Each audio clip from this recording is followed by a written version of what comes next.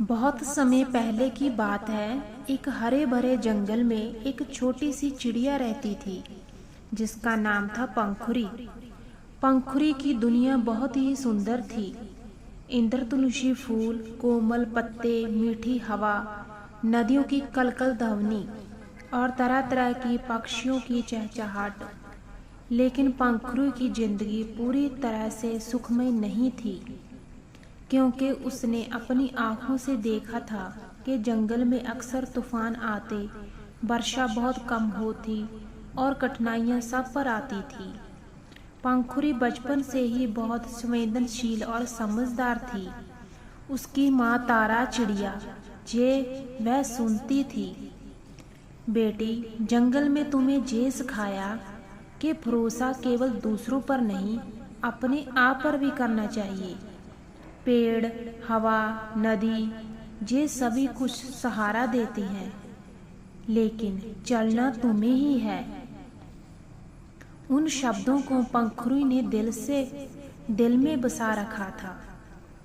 पंखुरी ने जंगल के पास एक गांव था जहां कुछ लोग रहते थे। उन मनुष्यों ने जंगल में पेड़ काटे, आग लगाई और पानी की खपत बढ़ा दी। इस सब का असर जंगल पर पड़ा। वर्षा भी कम हुई, सूखा पड़ा और पेड़ों की उम्र कम हुई। कई छोटी छोटी चिड़िया, कीट, जानवर और छोटे छोटे जीव बहुत प्रभावित हुए। पंखुरी को लगता था अगर ये जंगल नहीं बचेगा तो किसी का कैसे होगा। मगर वह अकेली थी। छोटे छोटे पंखों से वह क्या कर सकती थी। वह चिंतित थी, लेकिन उसने हार नहीं मानी। उसने अपनी माँ तारा से कहा, माँ, कुछ तो करना चाहिए। मैं खुद थोड़ी थोड़ी मदद कर सकती हूँ।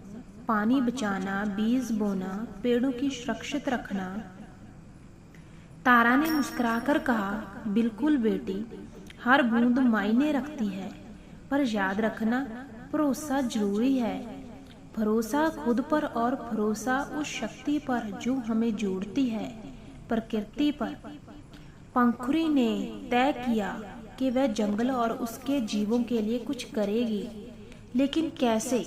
वह बहुत छोटी थी, कमजोर थी और जंगल में बहुत अधिक मुसीबतें थी। जल संकट ने जंगल को बहुत परेशान कर दिया था। तालाब सूखे थे, नदियां कम बहती थी और कई जीव प्यास से तड़पते थे। पंखुरी ने देखा कि पास की नदी बहुत ही धीमी गति से बह रही है। वे सोचने लगी, अगर मैं वे नदी ऊपर जाकर खोजूं, कहाँ से पानी आ रहा है। अगर मैं कोई स्रोत खोजूं, तो शायद कुछ जीवों को पानी पहुंचाया जा सके। एक दिन उसने निर्णय लिया।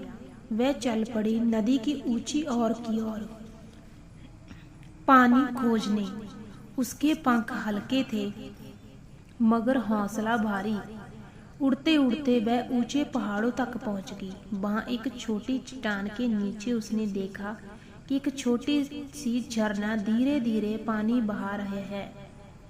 वह झरना इतना मुश्किल था पहुंचने में कि अधिकांश बड़े जीव नहीं पहुंच पाते थे। पंखुरी ने पानी की एक एक बूंद चोंच में भरकर जंगल की ओर वापस लौटी, लेकिन एक बूंद से क्या फायदा होगा। जंगल के नीचे हिस्से में पानी की बहुत कमी थी, मगर उसने नहीं छोड़ा। वह बार बार झरने तक उड़ती, बूंद भरती और नीचे जाती।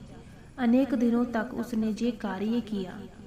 कुछ जानवरों ने उससे कहा, तुम इतनी छोटी हो, इतनी मेहनत करोगी तो क्या होगा, एक बूंद क्या कर पाएगी। पर पंखुरी ने उत्तर दिया, एक बूंद से शुरुआत होती है। अगर हम सब मिलें तो ये बूंदें तालाब बना सकती हैं। इसके बाद जंगल के अन्य पक्षी और जीव प्रेरित हुए। उन्होंने मिलकर छोटी छोटी बूंदें इकट्ठा की, मिट्टी में बीज बोए और मिट्टी को नरम से उपजाऊ बनाया। धीरे धीरे एक सूखा तालाब उभर आया। पानी इकट्ठा हुआ और जंगल के जीवों को राहत मिली। इस घटना से पंखुरी ने सीखा, भरोसा और प्रयास दोनों जरूरी हैं। भरोसा एक छोटी कोशिश का असर होगा और प्रयास एक हम अपना काम न छोड़े। जंगल में एक भयानक तूफान आया। पेड़ टूटे, पत्ते उड़े, कई घोंसले नष्ट हुए। पंखुरी और उसके जीव मित्र बहुत चिंतित हो गए। पंखुरी का खुद का घोंसला भी आधा टूट गया था। पानी भी बहुत कम था। उस समय पंखुरी ने खुद से कहा, अब भरोसा रखना चाहिए। मेरी ताकत, मेरी चाह कि मैं फिर से स्थापित करूंगी। उस रात पंखुरी ने अपनी पंखों की शक्ति देखी। उसने उड़कर आसपास के घोंसलों से सामग्री इकट्ठा की, शाखाएं, पत्ते, तिनकी, और धीरे धीरे अपने घोंसले को नया रूप दिया। अन्य चिड़िया और छोटे जीव भी सहायता करने आए। उसने कहा, जो टूट गया है उसे हम मिलकर दोबारा बना सकते हैं। भरोसा रखो, हम कर सकते हैं। अगले दिन भोर होते होते पंखुरी का घोंसला फिर मजबूत और सुरक्षित हो गया। तब उसने अपने साथियों को कहा, देखो, यदि मैं खुद पर भरोसा करती, यदि तुम सबने मिलकर मेरा साथ दिया, आज हम जहाँ खड़े हैं, कभी मत हारो, भरोसा रखो। तब से जंगल में एक नई ऊर्जा आ गई। एक दिन जंगल में एक बूढ़ा शिकारी आया। वह जानता था कि जंगल में कुछ मूल्यवान पक्षी रहते हैं और उसने जाल फैलाया। पंखुरी और उसके साथी सावधान रहे, लेकिन एक जुआ चिड़िया नाम ज्योति जाल में फंस गई। वह चिल्लाई, मदद, मुझे बचाओ। पंखुरी ने तुरंत समझा, ये समय किसी का भरोसा टूटने का नहीं, बल्कि भरोसा दिखाने का है। लेकिन कैसे बचाया जाए? जाल बहुत घना था। यदि उसने अकेले प्रयास किया, वे खुद फंस सकती है। पंखुरी ने जंगल के अन्य पक्षियों को बुलाया। तोता, कबूतर, मैना, कोयल, सबने मिलकर जाल को खींचना शुरू किया, लेकिन जाल बहुत मजबूत था। कुछ प्रयासों के बाद भी ज्योति नहीं निकल पाई। तभी पंखुरी ने सुझाया, हमें जाल के किनारे छिद्र ढूंढने होंगे जहां जाल कमजोर हो, और वहीं से धीरे धीरे किनारे खोलेंगे। तुम सब पानी की बूंदों की तरह काम करो, एक छोटा छोटा प्रयास। उन सभी ने मान लिया। धीरे धीरे उन्होंने जाल की बनावट को समझा, किनारे खोले और धीरे धीरे ज्योति बाहर आई। वह बच गई। ज्योति ने आभार व्यक्त किया और बोली, मैंने तुम पर भरोसा किया, तुमने मुझे ना छोड़ा, धन्यवाद। तब पंखुरी ने जंगल के सभी जीवों को बताया, जब भरोसा मजबूत हो तो मुश्किल जाल भी टूट जाती है। भरोसा सिर्फ शब्द नहीं, काम भी है, एक साथ मिलकर काम करना। जंगल ने धीरे धीरे फिर से जीवन पाना शुरू किया। पानी के स्रोत बहने लगे, पेड़ अपने बीजों से उगने लगे, हवा में स्वच्छता लौट आई। पंखुरी और उसके साथियों की मेहनत रंग लाई। नए पौधे उगे, छोटे जीवों ने लौटना शुरू किया। पक्षियों की चहचहाट फिर गूंजने लगी। जल स्रोतों ने पुष्पों को पोषण दिया। जंगल फिर हरे भर्त हो गया।